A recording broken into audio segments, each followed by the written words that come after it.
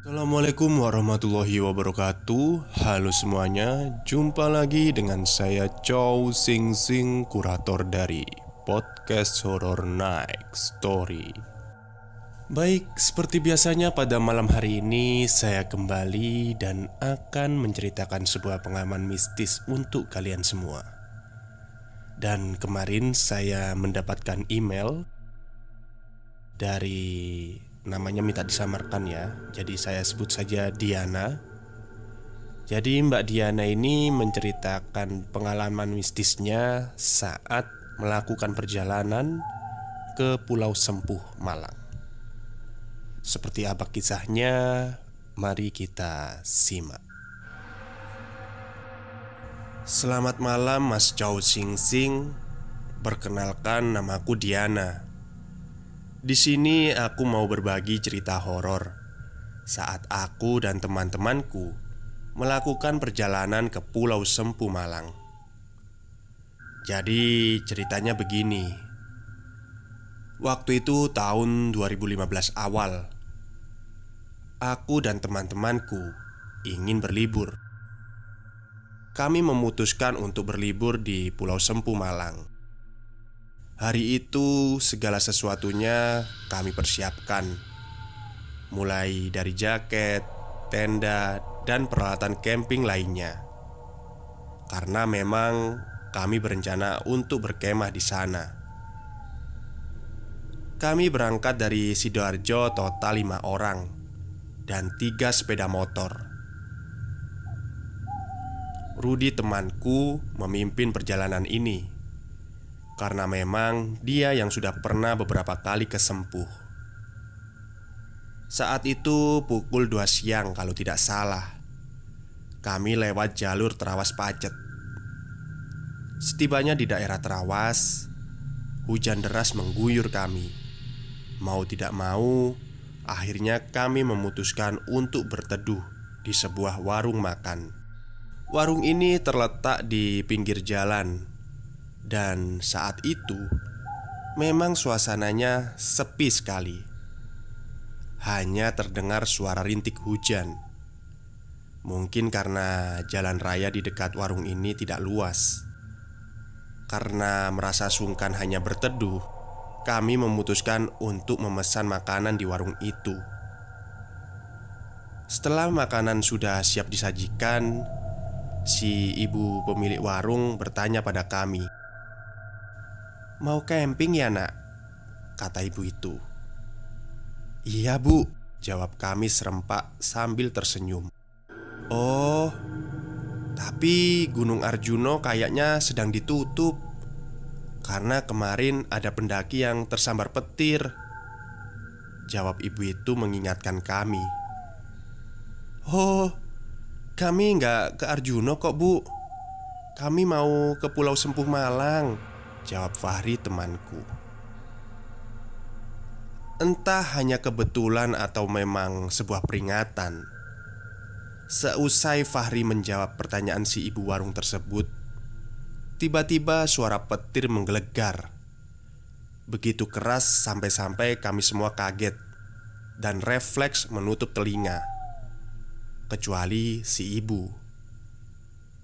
Beliau nampak tidak kaget dan biasa saja.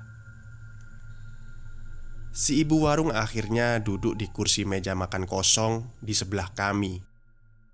Dan kemudian beliau bertanya lagi, "Kayaknya cuacanya jelek nak. Wes, sampean batalkan saja.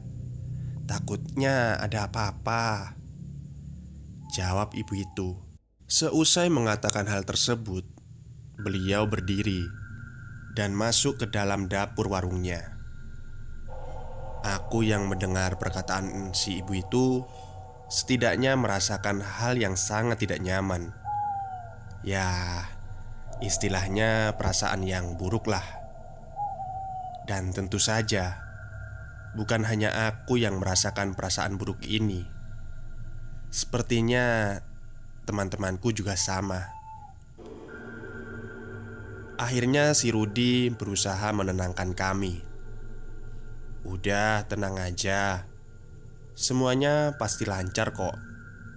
Memang sih, semua itu pasti ada hambatannya. Ingat, si Fahri ini sudah jago dalam hal seperti ini. Bayangkan, udah berapa gunung yang ia hinggapi. Canda Rudi menenangkan kami. Cangkemmu, jawab Fahri kesal. Aku hanya bisa menghela nafas panjang mendengarkan perkataan mereka.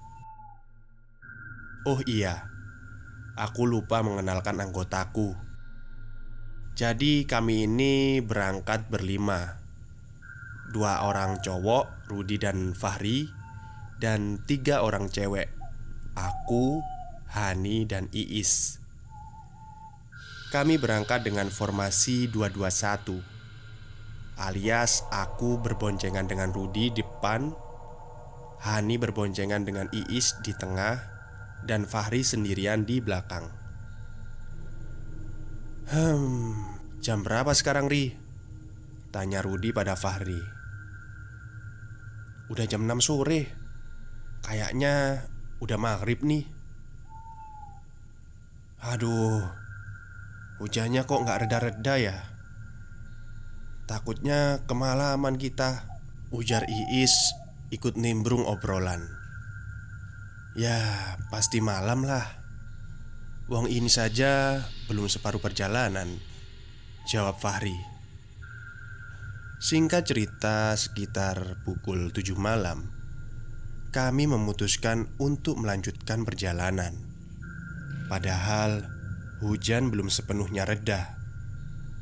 Rudi berkata pada kami, "Gak usah ngebut, pelan-pelan saja." Dan ternyata benar kata Fahri. Perjalanan masih sangat panjang. Kami sudah beristirahat 2 kali di pom bensin. Dan akhirnya sampailah kita di daerah, saya lupa namanya. Pokoknya daerah itu seperti hutan. Kata Rudi sih, kalau sudah sampai di tempat itu berarti sudah dekat dengan Pulau Sempuh. Kami pun sedikit lega karena sedikit lagi sudah sampai. Tapi tiba-tiba, cerit, krak krak krak krak. "Woi, stop stop!" teriak Hani dari belakang. Aku dan Rudi yang berada di depan kaget dan berhenti. Ternyata rantai motor yang dikendarai Iis dan Hani putus. "Stop dulu, motorku mogok," kata Iis agak panik. "Aduh, kamu ini gimana sih? Kan beberapa hari sebelum berangkat aku udah bilang, yang bawa motor tolong motornya diservis dulu. Soalnya ini perjalanan jauh," kata Fahri agak kesal. "Udah Fahri, tanyain Hani kalau nggak percaya," jawab Iis. Lengkap sudah. Motor mogok di tengah-tengah perkebunan yang seperti hutan ini. Ditambah lagi sinyal HP kami berlima lemah, bahkan tak nampak sinyal. Tapi untungnya saat itu hujan sudah berhenti. "Jadi ini gimana?" tanya Fahri pada Rudi. Kita coba perbaiki aja, Ri. Barangkali bisa diakali," jawab Rudi. Saat kami berlima fokus memperbaiki sepeda motor Iis, tiba-tiba kami dikejutkan oleh suara nenek-nenek yang muncul tepat di seberang jalan. "Sepedae mogok ya le," teriak nenek itu mengagetkan kami. "Oh Akbar," jawab Fahri dan Rudi yang kaget. Kami cewek-cewek sebenarnya juga kaget, tapi nggak seheboh mereka berdua. Enggak mbah, ini masuk perkampungan masih jauh ya mbah?" tanya Rudi kepada nenek itu. "Yo, sik jauh le," kata nenek itu sambil mengelus-ngelus sepeda pancalnya. Kamu ini mau kemana tujuannya?" "Kami mau ke Sempuh mbah," jawabku waktu itu. Oh alah, ya wis. Sekarang turuti apa kata saya. Nanti sekitar 200 meter dari sini ada bengkel. Perbaiki sepeda kalian di sana. Setelah itu, kalian langsung pulang saja ya. Ini hari yang gak baik untuk kesempuh, kata nenek tua itu mengingatkan kami. Kami hanya bisa mengangguk-angguk saja waktu itu. Kemudian nenek tua tersebut menawarkan diri untuk menjadi petunjuk jalan. Sepeda si Iis kemudian didorong oleh Fahri. Waktu itu kami sudah berjalan sekitar 100 meteran. Tiba-tiba muncul kabut. Entah fenomena alam apa yang sedang kami alami. Rudi dan aku yang berada di depan kemudian mengkode Fahri, Iis, dan Hani yang ada di belakang untuk tetap beriringan dengan kami. "Rud, kok perasaanku nggak enak ya?" ujarku pada Rudi. Namun si Rudi tidak menjawab. Matanya terus fokus mengikuti si nenek tua itu. Karena memang jalanan berkabut. Mungkin dia takut kehilangan jejak nenek tua itu. Tiba-tiba beberapa detik kemudian si nenek berhenti. Kemudian kami bertanya padanya. "Sudah sampai, Nek?" tanya Rudi pada nenek tua itu. "Iya, kalian tinggal terus saja. Nanti di pinggir kiri jalan ada sebuah gubuk. Nah, ya itu bengkelnya," jawab nenek tua itu tersenyum. "Lah, nenek gak ikut kami?" tanya Fahri. "Enggak, Mbah mau pulang aja," jawab si nenek itu. Setelah berpamitan, kemudian si nenek tua itu pergi ke arah yang berlawanan dengan kami. Baik sekali nenek tua itu. Malam-malam mengantarkan kami, pikirku. Kemudian kami melanjutkan perjalanan. Dan benar, kami sampai di sebuah gubuk yang diterangi oleh sebuah lampu lentera. "Kok kayak di film-film horor gini ya?" celetuk Fahri. "Hush, gak usah ngomong sembarangan deh," sergah Hani. "Assalamualaikum, Nun sewu," kata Fahri sambil mengetuk-ngetuk tiang kayu yang jadi tiang teras rumah tersebut. Tak lama kemudian keluarlah seorang bapak-bapak yang umurnya sekitar 40 tahunan. Dan kelihatannya dia baru bangun tidur. Kami jadi merasa tidak enak waktu itu. Pria tersebut terlihat kaget dan kemudian bertanya pada kami, ada apa ya, Mas?" kata lelaki itu sambil menggaruk-garuk tangan kirinya. "Hehe, mohon maaf Pak sebelumnya kalau kami malam-malam begini mengganggu. Begini Pak, sepeda motor teman saya rantainya putus. Saya minta tolong ke Bapak untuk diperbaiki," jawab si Rudi. "Oh, mari Mas, silakan duduk," katanya. Kemudian beliau langsung jongkok melihat dan memperbaiki sepeda motor Iis.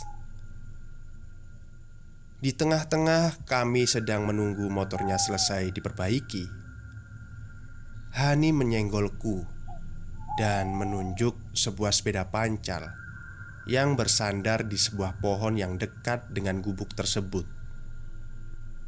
Aku kaget melihatnya karena sepeda itu tidak asing, persis dengan sepeda nenek tua tadi. Namun Hani memberiku kode untuk diam saja. "Ini sepedanya sudah selesai, Mas," kata bapak-bapak tersebut. "Wah, alhamdulillah. Jadi berapa Pak biayanya?" jawab si Rudi. Aduh, udah gak usah mas. Tapi sekarang mas dan temen-temennya balik pulang aja ya. Gak usah nerusin perjalanan ke pulau, jawab bapak tersebut. Nah, di sini aku mulai terkejut dan paham dengan apa yang terjadi. Dan sepertinya si Rudi juga paham. Tanpa berpikir panjang, kami berlima pamit dan berterima kasih, dan langsung menyalakan motor menuju arah jalan pulang.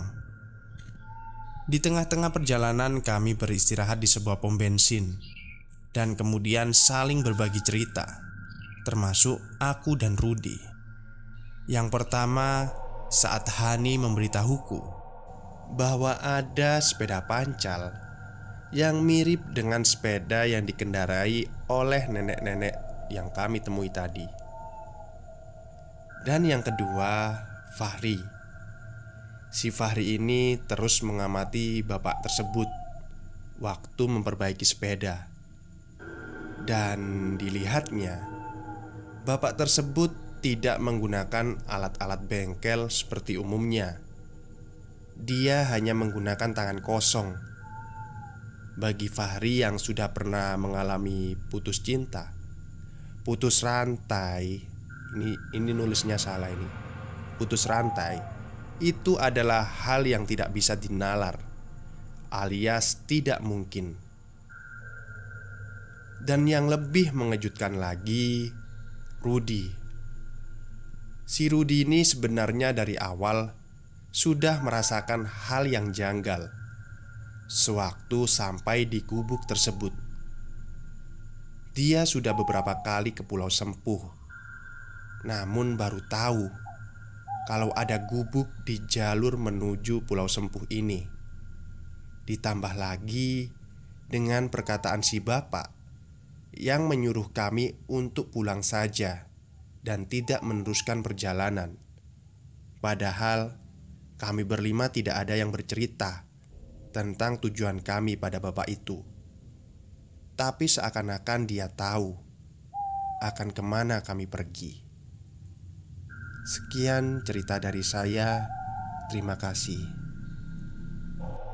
Baik, terima kasih kepada Mbak Diana yang sudah mengirimkan pengalaman mistisnya kepada kami. Dan semoga Anda tidak pernah mengalami hal tersebut lagi ya. Oke, mungkin itu saja cerita malam ini. Kurang lebihnya saya mohon maaf bila ada kesalahan. Selamat malam dan selamat beristirahat.